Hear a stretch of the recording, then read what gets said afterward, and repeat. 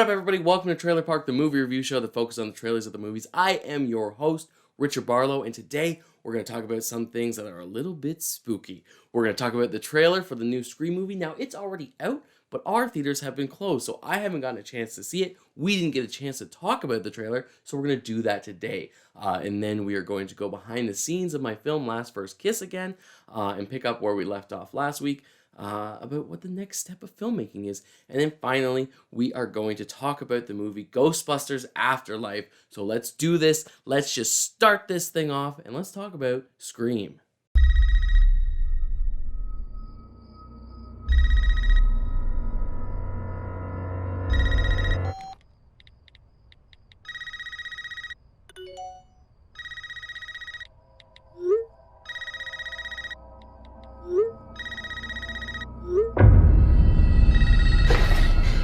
This isn't funny, Amber. Would you like to play a game, Tara?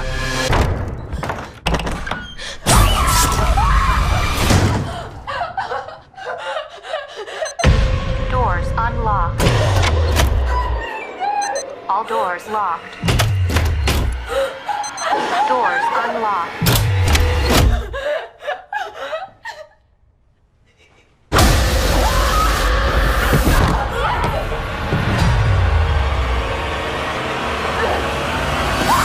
So this is one of my most anticipated movies of 2022, and we're getting it nice and early. I absolutely love the Scream franchise. I even like the third and fourth one, which a lot of people don't. I can admit that they're not as good, but I love this franchise so much that anytime we go into that world, I love it. I even like the Scream TV show, which I know a lot of people had problems with as well.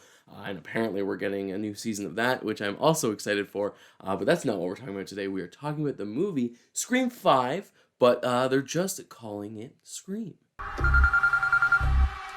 Hello? It's happening. 3 attacks so far. Do you have a gun? I'm Sydney Prescott. Of course I have a gun. Something about this one just feels different.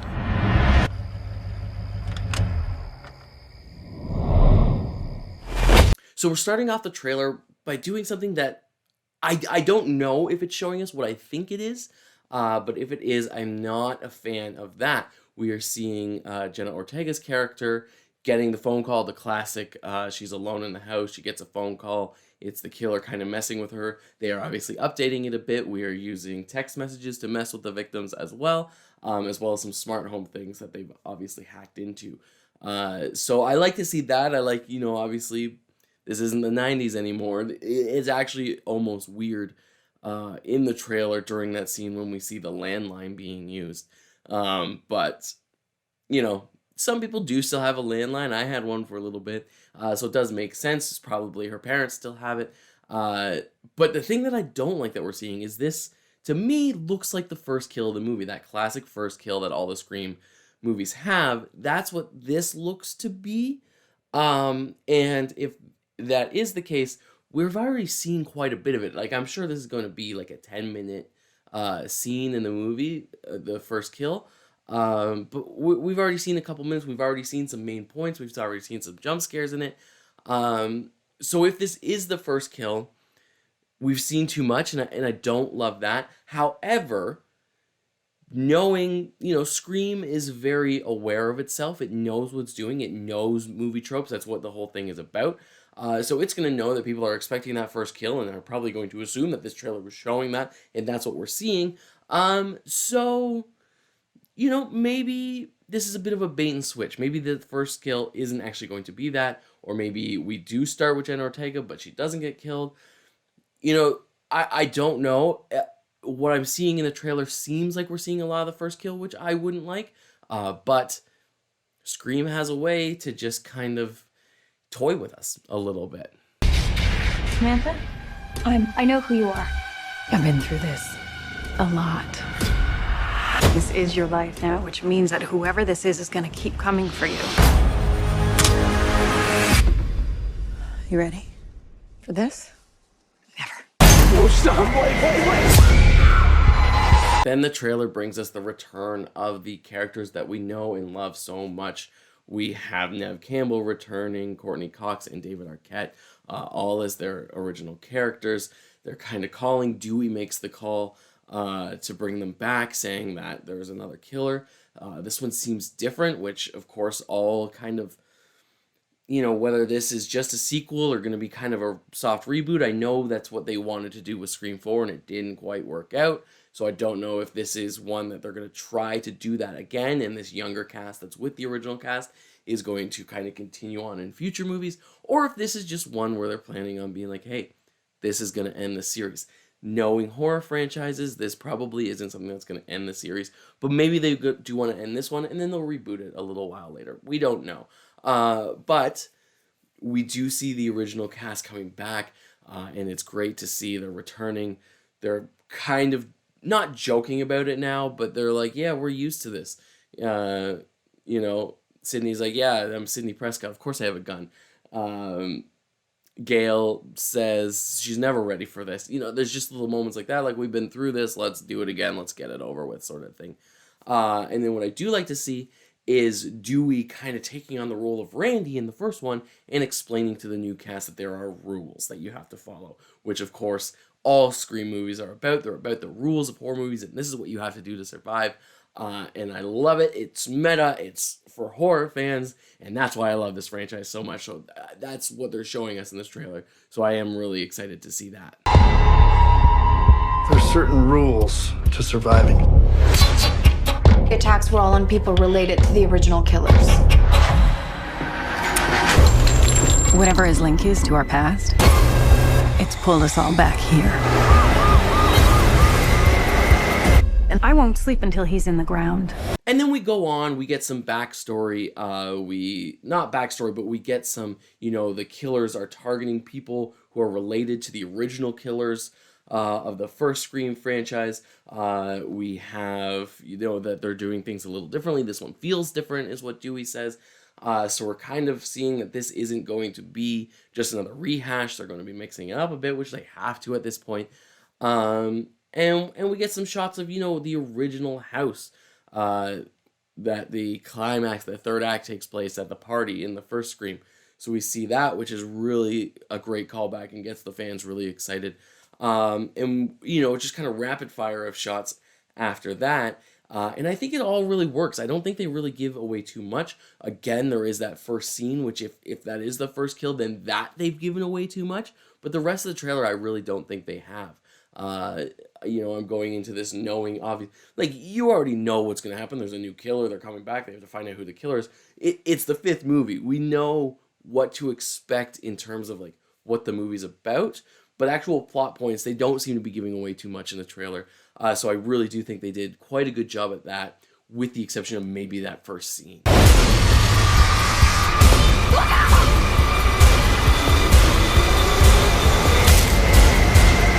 So ultimately, yes, I am very excited to see this. I will finally get to see it because theaters are going to reopen.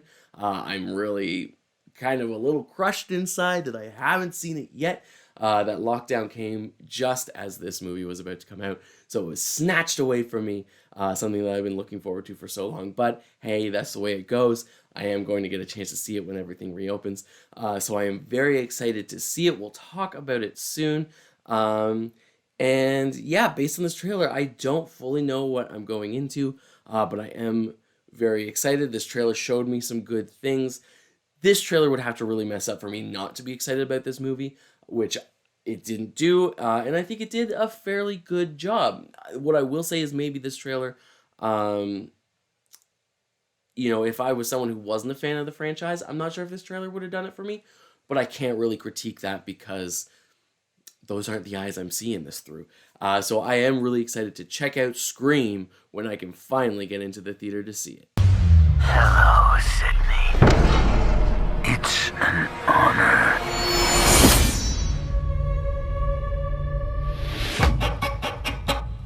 All right, don't change that channel. When we come back, we're going to be doing some more behind the scenes on how to make a film. Stick around. Welcome back. Okay, we've talked about getting the script. We've talked about working out your budget. But now what? Especially now what that I have zero budget to work on my film. What comes next? So check it out and let's talk about the next step in making a film. Okay, So we talked about, coming up with your budget, and last week, as I said, my budget for the film Last First Kiss was $0. So what comes next? Now that you have your budget, how do you go about making a film, working within that? Now, obviously, if you have a budget, there's a lot of things to work out.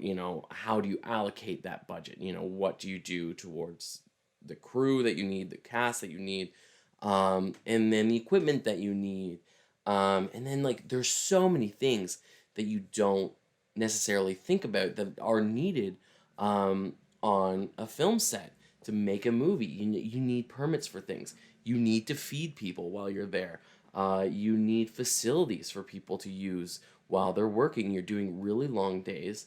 You need so much little equipment that you don't think of. Obviously, you think of the main ones, the camera, the microphones, the lights, but there's so much that you need. So you really need to figure out how to split up your budget in a way that makes sense. And then you kind of find you talk with your team, with your production team about, where are areas you're okay with spending a little less, and where do you want to put a little more, and where are you not able to spend less, where are you able to put a little more. So there's really, thinking about that and working with your production team on that. Now, with us, with $0, it wasn't so much how do we split up the budget, it was how do we get things for free? How do we do this without spending money? There were some things that were inevitable that we're going to have to spend money. I wanted to do this all above board, all legit. So we needed some permits. We needed insurance. We needed things like that. Those were just unavoidable. So those just came out of my pocket. I kind of, when I worked out what the cost would be, put those aside. I did the classic filmmaker thing, who's kind of bootstrapping his own thing. I sold some of my things that I have around the house because I needed some money. And that was for like insurance and things that were unavoidable. But the main thing was, how do we get cast? How do we get crew? How do we not pay them? I'm not okay with asking people to do things for no pay. I've been that actor who does things for no pay for experience. And yes, it is experience. And when you're growing, you need that. You need things to put on your demo reel as an actor. But that just wasn't good enough for me. So as far as the cast goes, what I ended up doing was something called an actor co-op. I'm an actor member. That's a union, the Actors Union. And what a co-op does is it allows you to cast ACTRA members, and it's kind of a profit sharing deal. So I'm not going to pay you now, but if this film ends up making money, well, then I'll give you some money from that. So that covered the actors. And then the crew, well, I couldn't really hire anybody, so this is just friends who I was like, hey, you want to work on this thing with me? And luckily I have a lot of really great friends who they were down. They saw this as a passion project of mine, so they hopped on board. And so we had that. We were a very amateur crew, but you're gonna be with $0. So that covered that. And then, I said budget was $0, but again, of course, there was the insurance. There was some permit stuff that we needed. I had to pay for food. So all the little costs I did cover out of pocket. But the big ones, the hiring of people, I just kind of called in favors. And for actors, I used that actor co-op deal. So that's kind of how I did that. Of course, movies with budget, there's a full hiring process. There's contracts. We had contracts too about the profit sharing. But there's a lot more that goes into putting together your crew, and so many people that work behind the scenes that you have to budget for. Me was how many friends can I get to call in a favor with, and it worked out. This is the biggest crew I've worked with yet on any of my short films. It was still only, I think, like 5 or 6 people, but it was really something to be able to work with a crew. And that's how I did that. It was a lot of favors that I called in. And anything that did cost money, I sold some of my belongings. And here we are working on a film that hopefully doesn't completely bomb. But that's all I have to say today. So come back next week and we'll talk about the next step in making a film. Okay, hopefully that taught you a little something about what it takes to make a film. Now, when we come back, we are going to be talking about Ghostbusters Afterlife, so don't go anywhere. Okay, welcome back, everybody. So now let's talk about Ghostbusters Afterlife.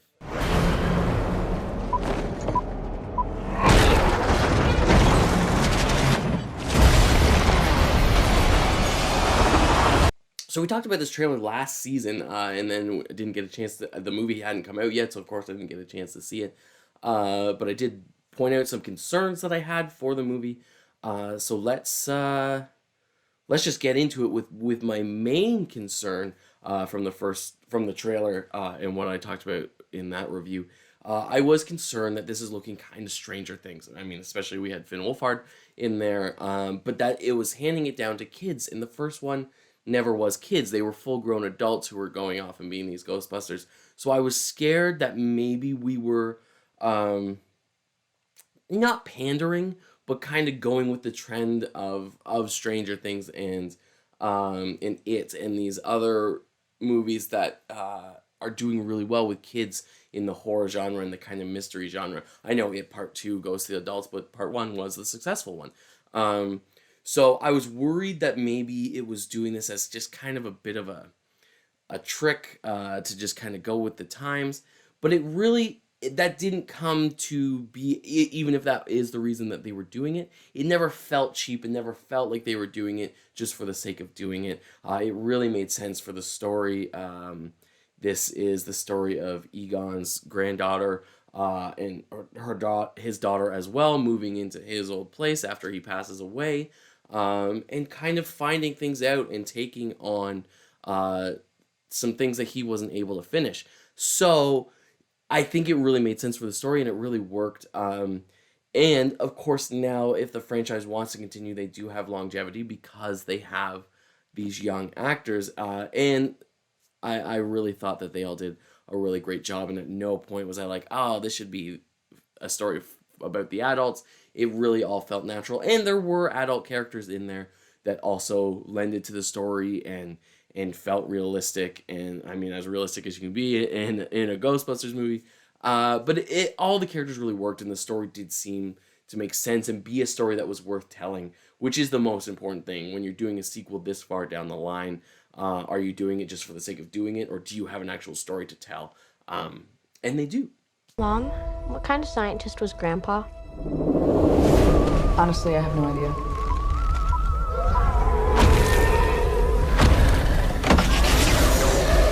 Another thing that I really liked about this movie is, like I said, this is about Egon's daughter and granddaughter kind of taking on what he couldn't finish after he passes away. Egon is, of course, Harold Ramis's character, and he passed away not so long ago. So it really did, I feel, honor him. And Ghostbusters was his franchise and his kind of baby. So they really did need to be careful in how they go about that, how they go about the death of the character, how they handle it, and the characters around that. And I really think that they did quite a beautiful job, and one that I would say, I obviously don't know the guy, but that Harold Ramis would be really proud of. Now, it really helped that we had Jason Reitman, Ivan Reitman's son. And Ivan Reitman was the director of the original Ghostbusters movies. He was the director of this one, and from what I know and have heard, Ivan Reitman was on set quite a bit, and they kind of worked on it together. So it really helped that a friend of Harold Ramis and someone who the original Ghostbusters was also his vision, they were really able to stay true to it and honor it, and really not kind of take away at all from this franchise. I really think they did quite a beautiful job, and we have all the original cast returning, so it really did feel like a proper sequel, and one that made sense and was really enjoyable. I found it in my living room. Wait a minute. This thing is real? Now, not everything completely worked for me in this movie. The one thing, you know, the character of Finn Wolfhard, I wasn't a fan of his. He was kind of the angsty teen who wasn't too happy. He was a bit of a smart aleck, and just kind of, you know, growing pains sort of thing, which is fine, but I found that at no point was the character overly likable in any way for us to really care about him. He was just kind of being a jerk. And there needs to be some sort of redeeming factor. You know, he's a jerk to his little sister, but ultimately he cares about her, and there's some sort of scene to show him taking care of her, or like doing something to kind of be the older brother. But again, he was just kind of a jerk throughout the whole movie until the end when he ends up helping. And at that point, yes, it's nice to see him help, and this is like family thing. But there was no point leading up that made us think that this was a character that we should really care about. So that was a bit of an issue I had. The other issue, which, you know, the story did work, and like I said, this was a story worth telling. They weren't just making it for the sake of making it, but there were a lot of repeated beats and a lot of repeated things from the first Ghostbusters film. Now, that makes sense to the story, but it does kind of seem like they were doing a bit of a retread a little bit. I think they could have mixed it up a little more, even if you want to have the original villains and some of the original ghosts and stuff.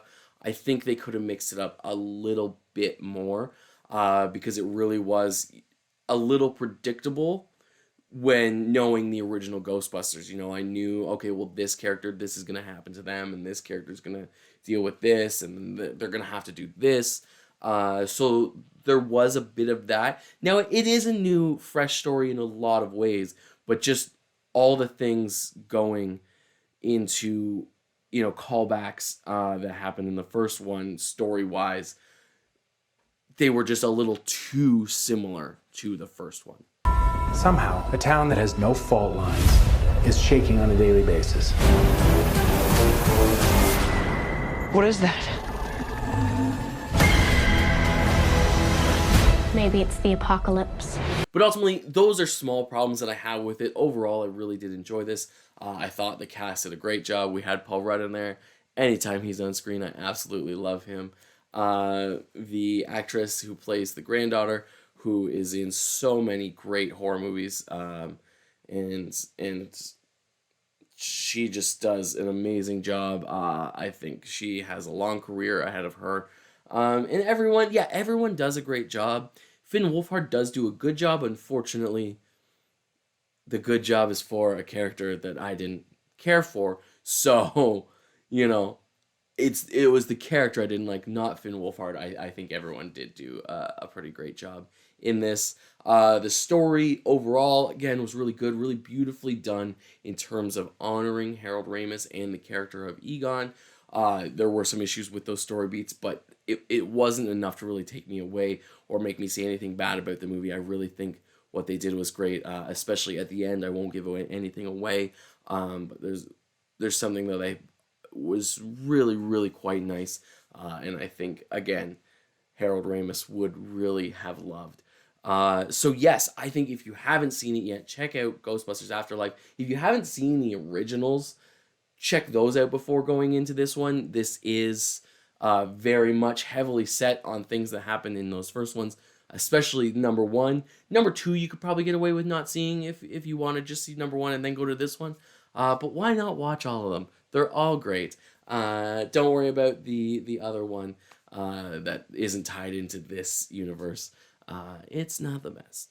So yeah, check out Ghostbusters Afterlife. I definitely think it is worth a watch. There! What do we do? I love this car. Go, go, go!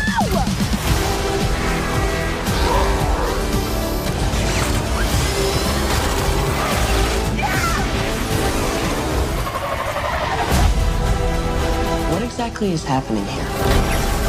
We need to finish what our grandfather started.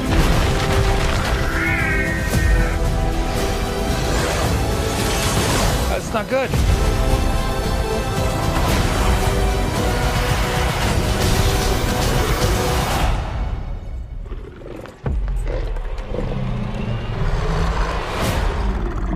Hey, bud.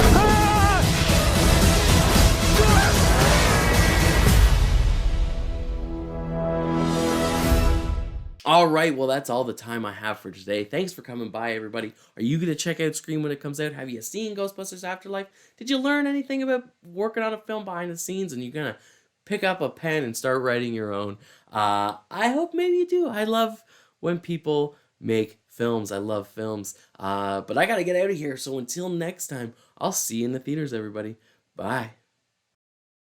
And cut. All right, that's a wrap.